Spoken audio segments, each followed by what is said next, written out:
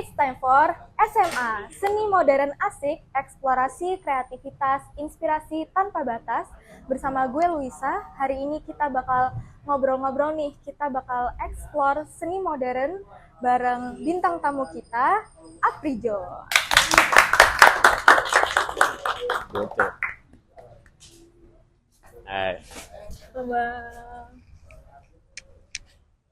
Nah, teman seni, kita udah kedatangan nih bintang tamu kita, Aprijon. Boleh perkenalkan? Thank you. Kenalin, nama gue Aprijon. Nama asli gue sebenarnya Arya. Jadi gue namesake gue Aprijon. Gue dari alumni Universitas Mercubuana dari jurusan DKV. Oke. Nah, Aprijon, dengar-dengar Bang Aprijon ini seorang visual artist. Iya, betul. Visual artist. Visual artist yang kira-kira art style-nya nih, kira-kira masuknya art style apa ya? Ini stylenya sih menurut gue sih pop art style ya.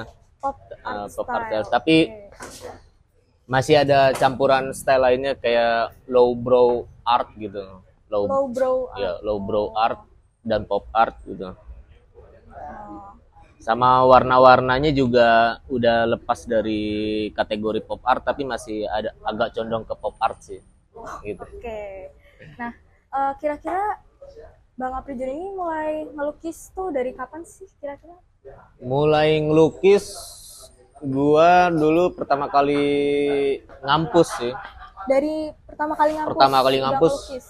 tahun 2015. Jadi dulu tuh di kampus ada kegiatan pameran. Di pameran itu kita ngadirin karya-karya lukis banyak tuh. Nah dari situ gue nyoba-nyoba ngelukis.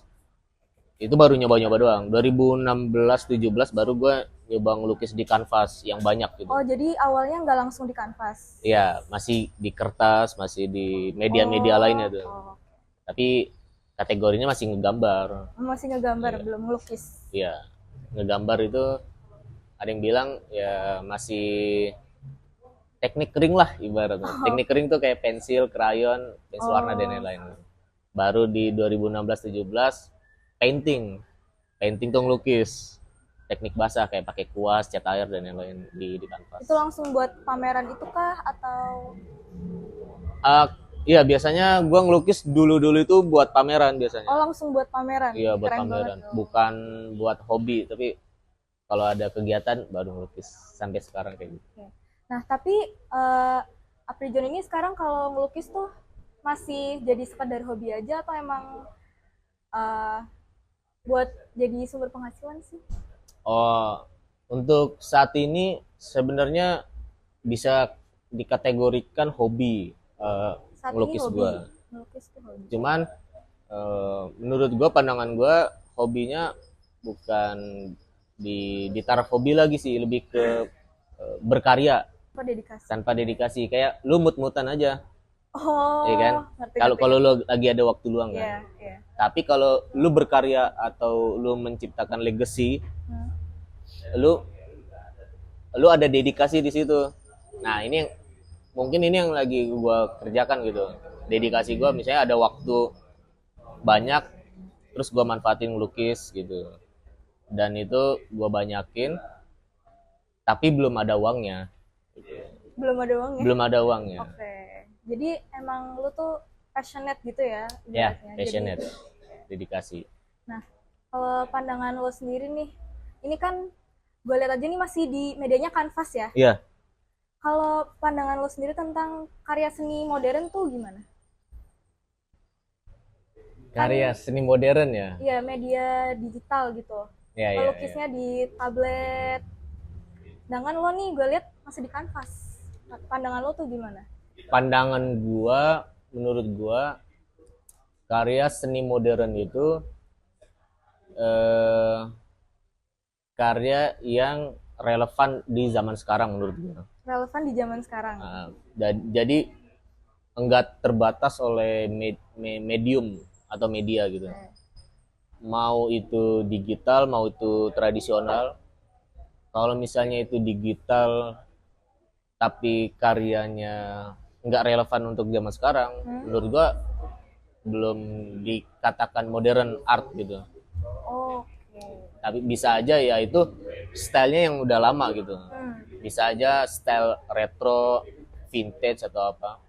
Tapi kalau karya modern itu menurut gua ya ini lagi-lagi menurut gua Nggak lengkap ya kalau kita nggak berkarya bersama, apalagi ditemenin bareng seniman kita. Eits, tapi punya rekomendasi tempat nih, pameran seni di Jakarta yang bisa kalian kunjungin minggu ini. So, let's check it out. Rekomendasi beberapa pameran yang bisa kalian kunjungi minggu ini. Yang pertama ada pameran Cerita Kaca, yang menceritakan tentang perjalanan seni lukis kaca Indonesia. Pameran ini diselenggarakan di Cafe Dialogue yang ada di Kemang, Jakarta Selatan. Pameran ini ingin menggali lebih dalam medium seni kaca atau lukisan kaca terbalik yang mulai terlupakan, yang mencangkup spektrum gaya dan tema, mulai dari cerita rakyat tradisional hingga arus sosial politik dengan catatan yang berasal dari tahun 1300-an. Wah, sudah lama banget ya catatannya. Tapi teman seni, pameran Cerita Kaca tidak hanya ingin memperkenalkan kembali seni lukis kaca yang semakin terlupakan, tetapi juga menyuarakan kembali spirit pertukaran budaya yang organik dari seni lukis kaca kepada masyarakat kita. Wah, menarik banget ya. Nah, selain menampilkan karya, di pameran ini juga terdapat sharing session dengan para kurator hingga workshop melukis di kaca bareng para kurator. Wah, seru banget ya. Banyak banget aktivitas yang bisa kita lakuin di pameran ini. Pameran ini hanya berlangsung sampai tanggal 19 April ya teman seni. Eits, dan jangan lupa lagi kalau tiket masuknya ini gratis. Jadi tunggu apa lagi? Yuk langsung aja kita kunjungi Cerita Kaca.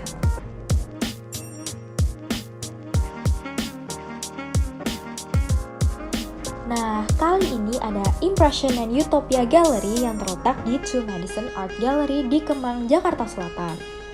Pameran ini menampilkan berbagai karya impression dan juga utopia. Ayo teman seni, ada yang tahu nggak kedua tema tersebut? So, impresionisme adalah sebuah gerakan seni yang muncul di Prancis pada akhir abad ke-19. Gerakan ini dikenal karena pendekatannya yang berbeda terhadap warna, cahaya, dan bentuk dalam lukis. Ciri-cirinya adalah penggunaan warna yang cerah dan tidak konvensional, serta fokus pada kesan keseluruhan daripada detail. Sedangkan kalau tema utopia merujuk pada representasi dunia yang ideal. Selain itu, media yang digunakan juga bukan hanya menggunakan kanvas, tetapi juga menggunakan media lain seperti kain dan benang. Nah, teman seni, pameran ini hanya berlangsung sampai tanggal 30 April ya, dan masuknya gratis. Asik banget ya, yuk langsung aja kita datengin.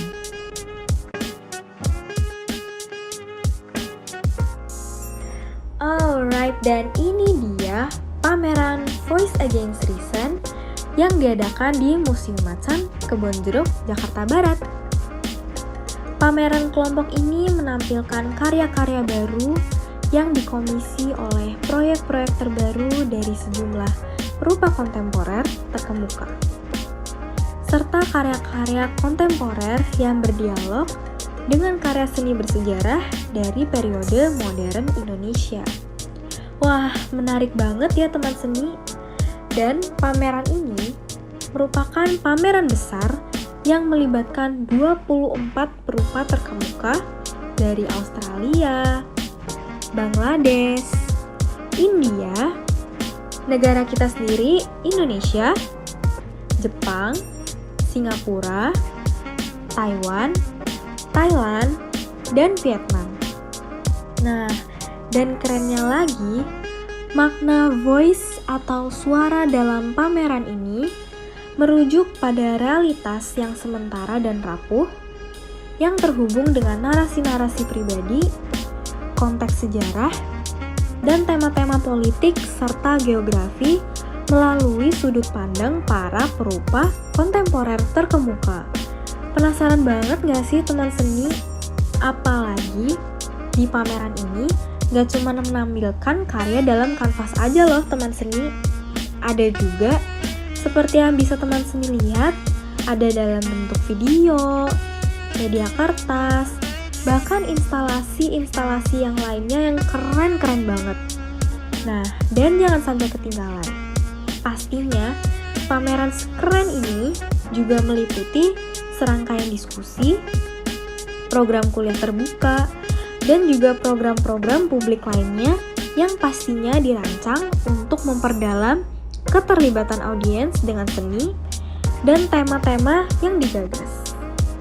Pameran Voice Against Reason ini berlangsung sampai dengan tanggal 24 April aja ya teman seni. Dan untuk tiket masuknya dibanderol dengan harga 70.000 per orang aja. Wah, udah harganya terjangkau, memanjakan visual, dan informatif banget. Yuk, kita ajak teman-teman kita dan buat teman-teman seni yang penasaran, langsung aja tunggu apa lagi, langsung aja kunjungi Voice Against Reason di Museum Macan, Kebonjeruk, Jakarta Barat.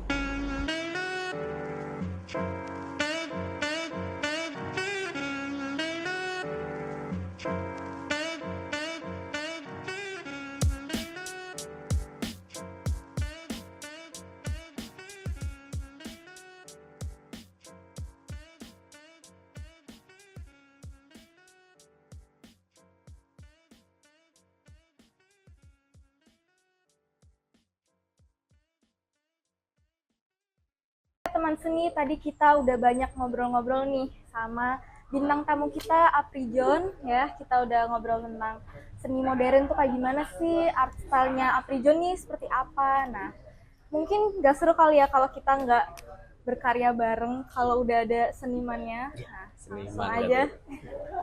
Kalau kita langsung aja ngelukis, boleh Bang dimulai? Boleh, lukis. Nih, kalau ngelukis kan lama ya, Ya. jadi kita sambil ngobrol-ngobrol. Boleh.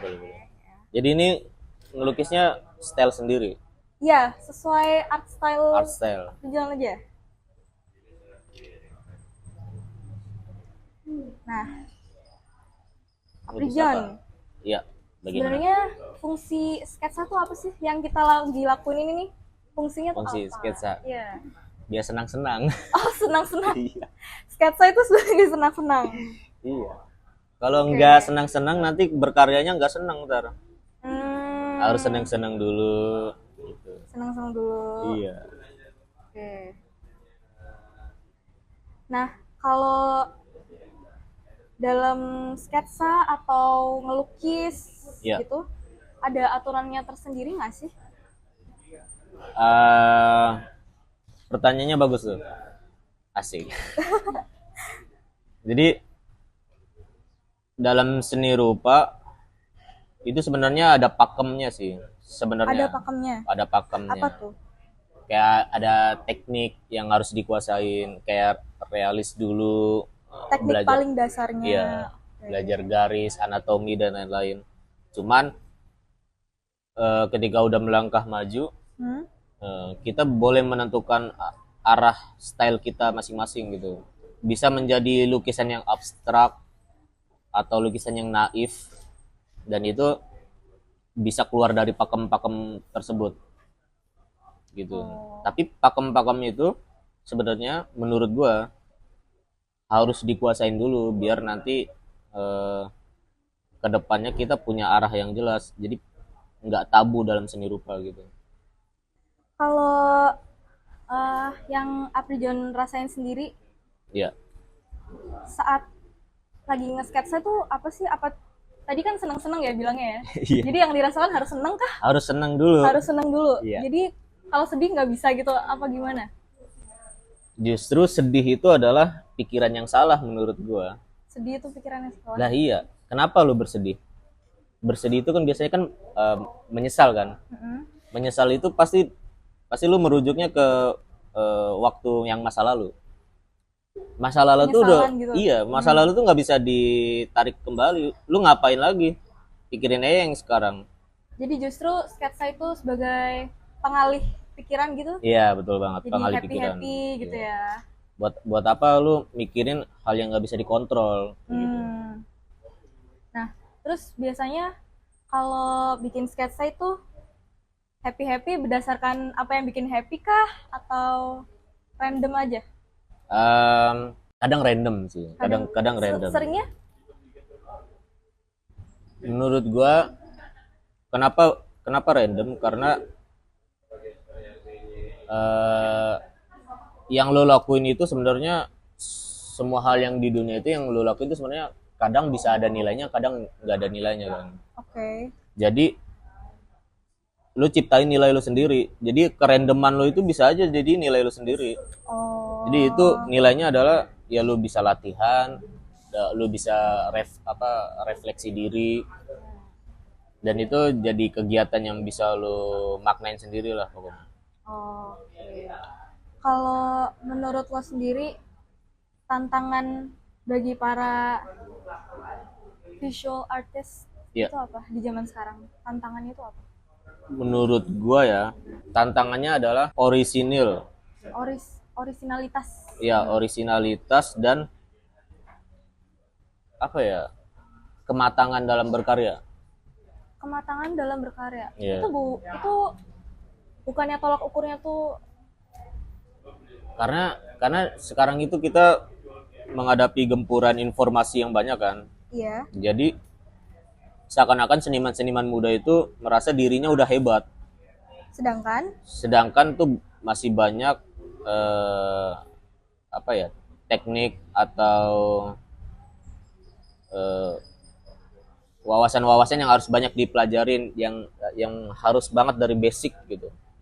Tapi karena gempuran media sosial, informasi dan lain-lain, semua orang tuh merasa dirinya berhak untuk loncat-loncat gitu. Jadi di situ tantangannya ya. Iya, basicnya banyak yang terlewat kan gitu. Kayak gitu. Itu tantangan terbesar tuh. Kalau orang yang nyadar seperti itu, dia selamat itu. Iya. Selamat dia pasti itu. Oke teman seni, tadi kita udah sketsa bareng Bang Aprijon. Boleh dong ditunjukin hasilnya? Ya. Kayak gini guys. Boleh dijelasin Bang Aprijon? Ini hasilnya ya. Ini karakter gua yang lagi main skate gitu, sambil ngangkat jari kayak gini. Karena dari jari ini kan menandakan arti up, tapi tulisannya di Indonesia up, makanya biar orang bacanya jadinya Aprijon gitu.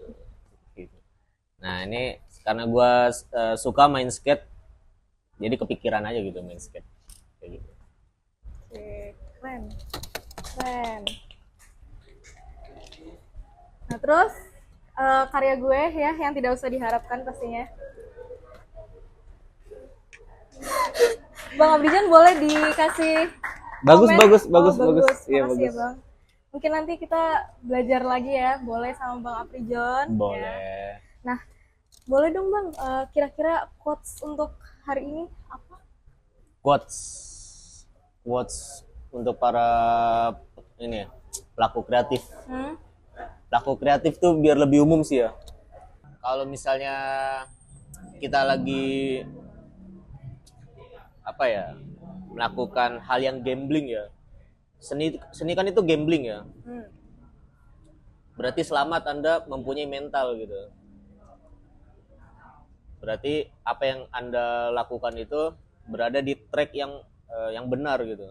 Track yang di jalur orang-orang yang bisa dikatakan sukses. Jadi gini, menurut gue ini yang baru gue dapetin ya.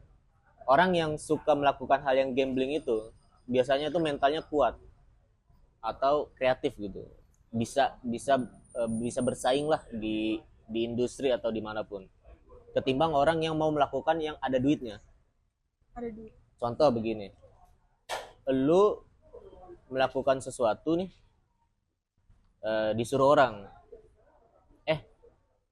gue punya project nih, bikin kopi harganya sekian, bikinin ya, dikerjain sama dia, which is itu bagus ya kan. Tapi ada satu orang, misalnya katakan siapa namanya, misalnya Anton misalnya, dia itu ngebuat musik misalnya, padahal nggak ada yang nyuruh dia ya kan. Padahal dia bikin musik belum tentu juga ada yang dengerin lagunya atau jadi sesuatu. itu kan gambling banget ya, Spontan ya. spontan. Uhuy. Uhuy. Nah, habis itu ataupun melukis gitu. Itu kan gambling banget. Iya. Siapa yang mau beli ini? Ya kan. Dan dari mana uangnya gitu. Nah, ketika orang yang berani melakukan hal yang gambling, berarti selamat, Anda sudah di jalur yang benar gitu ya kan. Karena itu melatih mental dan kekreativitasan sih menurut gua ya. Oke. Terus ada lagi satu lagi. Boleh. Padahal semua hal yang ada di dunia ini adalah gambling.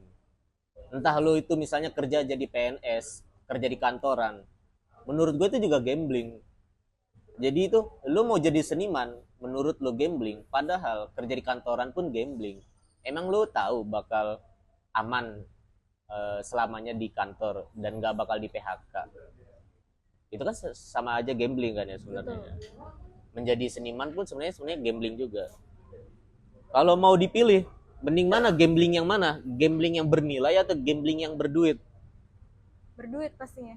Nah, rata-rata kan seperti itu. Iya. Kalau gua mending gambling yang bernilai. Gambling yang bernilai. Oke. Karena kalau kita melakukan hal yang bernilai, duit itu akan datang ke kita. Kita nggak perlu kejar duit. Value-nya. Betul. Jadi duit yang datang kita nggak perlu kejar duit. Menurut gua kayak gitu. Nah, itu kira-kira yang mungkin bisa disampaikan dari Bang Aprijon ya. Terima kasih buat teman seni yang sudah menemani kita nih. Jangan lupa terus saksikan SMA Seni Modern Asik hanya di Cahaya TV. Gue Luisa, pamit undur diri. See you in the next episode. Bye.